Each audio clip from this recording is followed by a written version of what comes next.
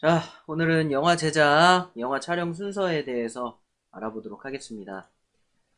수업 내용은 다음의 순서대로 진행을 하도록 하겠습니다. 수업 목표, 생각 열기, 일반적인 영화가 어떻게 촬영을 준비하는지, 또 일반적인 영화 촬영 순서는 또 어떻게 되는지, 또 영화 촬영 시에 가장 중요하게 생각해야 될 건, 그러고 나서 정리 한번 하고 수업 끝내도록 할게요.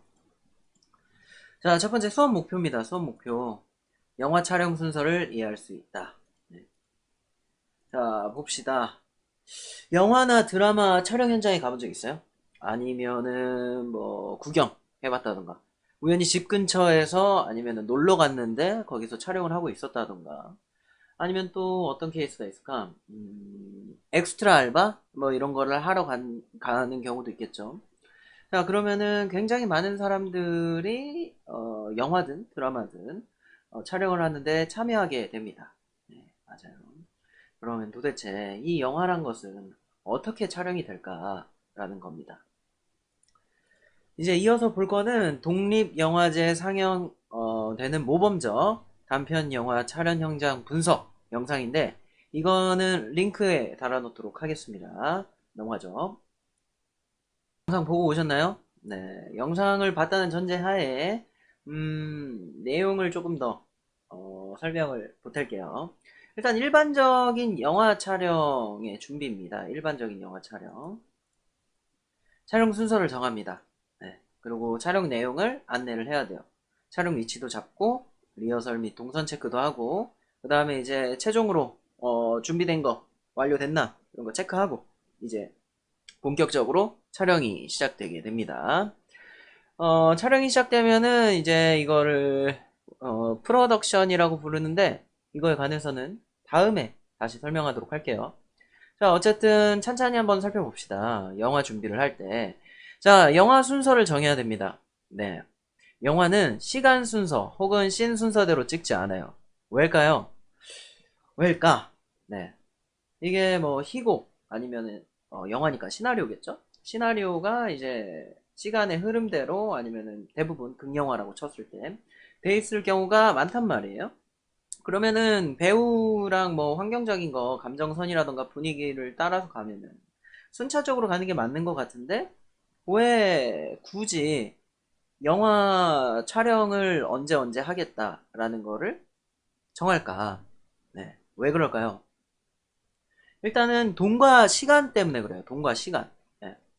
그러니까 한 구역에서 찍을 수 있는 거를 다 찍고 넘어가는 게 돈이나 시간적으로 절약이 된다는 거죠.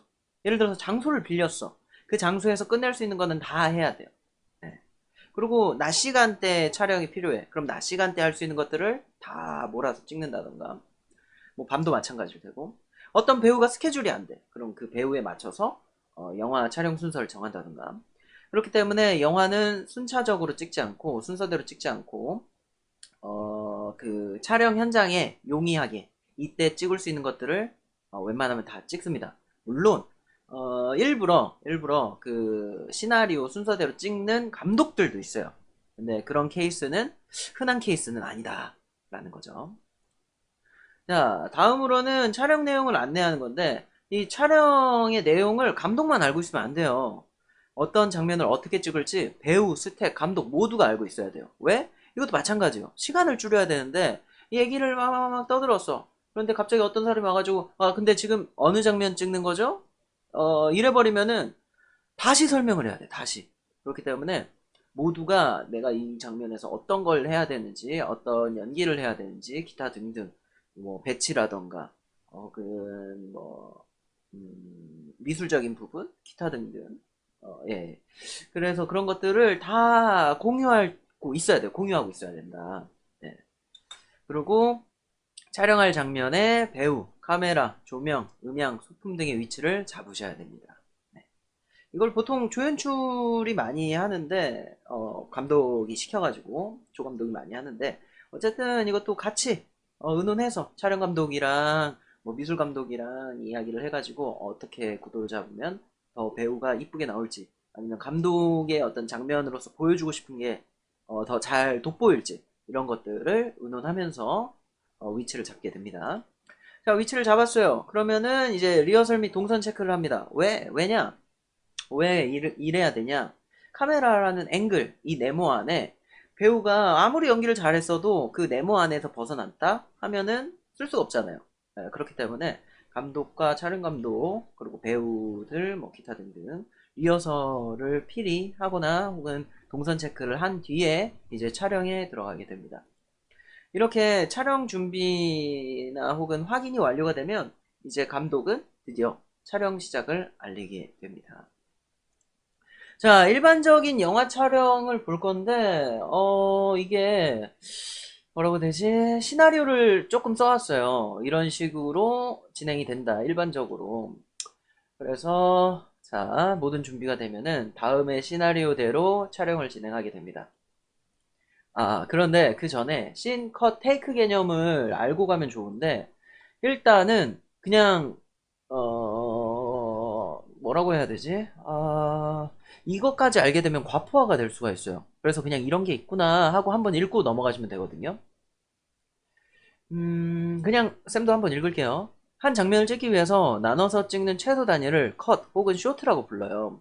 근데 이 쇼트가 보이면은 하나의 씬이 구성이 되죠. 같은 시공간에서 일어나는 장면을 보통 씬이라고 이야기를 합니다. 그러고 나서 이 씬들이 모이면은 하나의 시퀀스가 돼요. 하나의 사건을 담는 영상의 단위라고 생각을 하시면 됩니다. 그리고 테이크라는 개념이 있는데 테이크는 이 컷, 그러니까 이 촬영 구도에서 몇 번 촬영을 했는가의 개념입니다. 넘어갈게요. 자, 그래서 다시 원래 가르치려고 했었던 일반적인 영화 촬영 순서로 가봅시다. 첫 번째. 영화 촬영의 시작을 알립니다. 뭐, 보조든 조감독이든 감독이든, 야, 이제 촬영 시작합시다. 뭐 이러면은, 네, 신넘버, 촬영 시작하겠습니다. 하고 이제 공표를 해요. 모두가 알고 있어야 되니까. 그러고 나서 이제 감독이 이제 촬영 준비가 됐는지 모든 것들을 다시 한번 점검을 해요. 자, 레디 하면은 뭐 조감독이 슛 들어갑니다. 뭐 조용히 해주세요. 뭐 주변에 사람들이 있다 그러면은 좀 안내를 해주고 뭐 통제를 한다던가 그런 행위들을 합니다. 그러면 이제 감독은 사운드를 체크를 해요. 음향이 동시녹음이라고 해서 음향을 따로 녹음을 하는데 그 녹음이 잘 들어가고 있는지 체크를 합니다. 그래서 사운드 이러면 스피드 뭐 이렇게 이야기를 하고 그 다음에 이제 카메라 체크를 합니다. 음향이 끝났으니까 음향 체크가 끝났으니까 야 카메라 이러면은 이제 촬영이 롤 이래요. 롤은 이 촬영이 지금 돌아가고 있다, 녹화가 잘 되고 있다라는 의미거든요.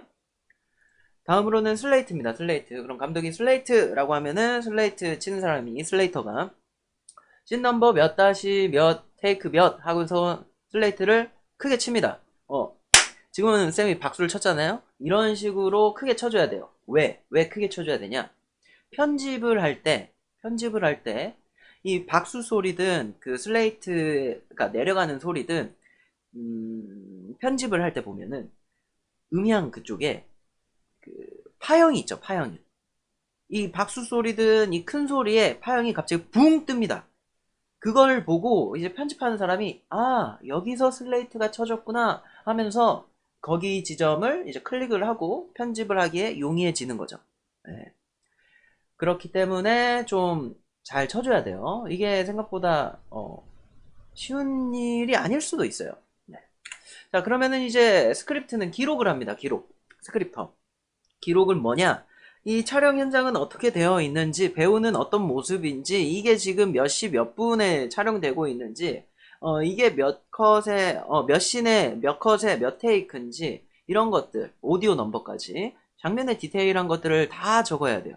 헷갈린 거나 뭐 놓친 게 있다면 분명하게 물어봐야 돼요. 가능한 한 정확히 디테일하게 적어야 된다는 거. 일단 두 가지 이유가 있어요. 왜 이렇게 해야 되냐. 일단 첫 번째 이유는 똑같아요. 이것도 편집 때문에 그래요. 편집하는 사람이 이 스크립트 용지를 보면서 편집을 한다는 거. 자, 두 번째는 친구들 영화나 드라마 봤을 때 오게티 같은 거 알아요? 오게티?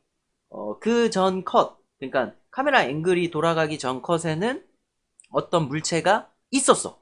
근데 잠깐 컷이 바뀌었다가 다시 돌아오니까 물체가 갑자기 순간이동했네? 사라졌네? 하는 경우가 종종 발생하는데 그러한 오게티를 없애주기 위함입니다. 근데 어쩔 수 없이 뭐 배우의 연기가 너무 좋다든가 장면이 너무 잘 나왔어 그러면은 오게티를 감안하고서 왜냐면 그 흐름이나 장면의 목적을 유지하는 게 맞으니까 오게티를 감안하고서 편집을 하기도 하는데 어쨌든 그런 이유로 스크립터의 어떤 역할도 굉장히 중요하다라는 거죠. 자, 이렇게 되면은 이제 드디어 이제 배우가 연기를 할 수 있게 됩니다. 모든 것들이 점검이 끝났어요. 지금 현재 녹음도 되고 있고 녹화도 되고 있는 상황입니다. 그러고 나서 슬레이트를 쳤어요. 그리고 스크립터는 이 모든 상황을 기록을 했습니다. 그럼 감독은 이제 액션이라고 외칩니다. 그러면 배우는 한 3초 정도 기다렸다가 연기를 시작해요. 예를 들어서 뭐 안녕하세요, 반갑습니다, 뭐 이런 연기를 했다고 칩시다. 그럼 감독은 연기가 끝났다고 생각되면 또 3초를 기다렸다가 컷이라고 외칩니다. 근데 왜 이 3초를 기다리느냐? 이것도 편집 때문에 그래요. 편집. 네. 배우가 너무 조급한 마음에 연기를 바로 시작했다? 그러면은 감독의 액션이나 혹은 기타 움직이는 소리, 예를 들어서 슬레이터가 나 이 장면에 나오면 안 되니까 피해 있어야겠다 하는 시간, 기타 등등 그런 것들이랑 맞물리게 되면 이 배우가 아무리 연기를 잘했다고 해도 이 영상을 쓸 수가 없어. 이 영상을 쓸 수가 없기 때문에 차분히 3초 정도 있다가 감정을 유지하고 연기를 하면 됩니다. 자, 그럼 마찬가지로 연기가 끝났다고 생각하면 3초 후에 컷을 외친다. 이것도 네, 편집 때문에 그래요. 편집 때문에. 네. 그리고 또 추가적으로 배우는 감독이 컷이라고 하기 전까지는 안전상의 문제가 아닌 이상 임의로 연기를 끊어서는 절대 안 돼요. 하지만 우리 친구들은 이제 배우는 과정이고 그리고 프로를 지향한다면은 조금씩 고쳐 나가야 되는 거지만 과정 중심의 이러한 경험을 하는 사람의 입장에서는 이러한 것들이 굉장히 많이 실수로 나와요. 근데 그거 갖고 또 뭐라고 하면은 안 되겠죠? 그러니까 이해가 되는 선이기는 합니다. 압니다. 연기를 잘못해서, 내가 이렇게 나 연기 잘못했어. 대사를 버벅거렸어. 나 대사 버벅거렸어. 이게 자의식을 계속 방해하기 때문에 다음 연기가 잘 될 리가 없어요. 그렇기 때문에 배우는, 제발 이거 끊어주세요. 막 감독한테 막 애걸복걸하고 마음속으로 빌 수도 있어요. 그럼에도 불구하고, 배우의 역할이라는 게 있잖아요. 네. 최대한 감독이 컷이라고 하기 전까지는 애드립이든 어떤 뭐 자연스럽게 흘러가든 하는 식으로 임의로 연기를 끊어서는 안 된다. 가능하다면. 왜냐? 이것도 마찬가지예요. 이게 부담이 되겠죠. 당연히 부담이 될 겁니다. 많은 사람들이 나에 집중되어 있어. 근데 그 사람들의 시간을 내가 함께 공유하고 쓴다는 거예요. 근데 내가 실수를 하면 실수를 할수록 그 사람들이 쓰는 시간이 많아지겠죠. 여기에서 오는 부담감은 엄청 클 겁니다. 하지만 그럼에도 불구하고 배우가 이겨내야 할 상황이기도 합니다. 네. 자, 다음으로 가봅시다. 다음은 자, 이제 감독이 컷을 외쳤어요. 컷을 외치고 이게 오케이인지 NG인지 킵인지 선언을 해야 돼요. 자, 오케이다. 오케이라면 다음 컷을 준비를 해야 되고 NG라면 이제 테이크를 늘리는 거죠. 늘려서 가는데 이게 왜 NG인지 또 이야기를 해줘야 돼요. 스크립터가 적어야 되니까 NG인 이유를. 그리고 킵은 보류하고 테이크를 한 번 더 가는 거예요. 킵은 괜찮아. 연기가 괜찮은데 다른 느낌으로 가볼까? 아니면은 더 좋은 연기가 나오지 않을까? 하는 마음에서 보험으로 킵을 해놓고 몇 번 더 가는 거. 이걸 킵이라고 합니다. 자, 이제 스크립트는 이 모든 상황을 다시 한 번 더 계속 적습니다. 네. 오케이, NG의 이유, 킵의 이유, 배우, 뭐, 위치, 장소의 배치, 뭐 이런 것들, 디테일적인 것들, 기타 등등 다 적어요. 그 다음에 이제 감독의 주도하에 앵글이나 연기를 수정하던가, 아니면은 다른 씬으로 넘어가던가, 다른 컷으로 넘어가던가 하면서 다시 촬영을 하게 됩니다. 이러한 일들을 계속 반복을 하는 거예요. 그래서 보통 한 컷, 프로들이라고 해도 보통 한 컷 찍을 때 얼마나 걸릴 것 같아요? 얼마나 걸릴 것 같아요? 네. 보통 한 컷을 찍는데 1시간 정도 소요한다고 보시면 돼요. 어쩌면 그 한 컷을 찍는데 1시간도 부족할 수도 있어요. 왜냐면 이 촬영 현장을 세팅하고 철수하고 세팅하고 철수하고 이러한 일들을 계속 반복하는 거기 때문에 그래서 굉장히 고된 작업입니다. 사실 영화를 만든다는 것 자체가. 자, 여태까지 한 이야기들이 굉장히 많았죠. 뭐 쌤이 영상 자료도 막 보여주면서 뭐 그림도 그려가면서 재밌게 설명을 하고 싶은데 이게 여력이 안 돼요. 쌤은 혼자고 만들어야 될 수업은 너무 많아가지고 이런 얘기는 그냥 잡다한 사설이고, 심지어 근데 사실 여태까지 얘기했던 것보다 가장 중요한 게 있어요. 쌤이 얘기했었던 이 순서들 알면 좋죠. 근데 몰라도 됩니다. 네. 그러니까 선생님이 존재하는 거겠죠. 근데 다만 지금부터 이야기할 것들은 반드시 알고 있어야 돼요. 네. 영화 촬영 시 가장 중요한 것, 안전입니다. 안전. 영화 촬영 현장에서 가장 중요한 것이 안전이에요. 그 다음으로 중요한 것도 안전이고, 그 다음으로 중요한 것도 당연히 안전입니다. 왜? 목숨은 하나니까. 근데 정말 카메라맨들이, 쌤은 인간적으로 정말 대견하다고, 와, 진짜 멋있다라고 생각하는 게, 그 사람들은 이 카메라에 있는 비디오가 더 중요하다고 여기는 사람들이에요. 그 프로페셔널한 그런 것들을 보면은 말로는 설명할 수 없는 그 뭐라고 해야 되지? 대단함을 느끼곤 하거든요.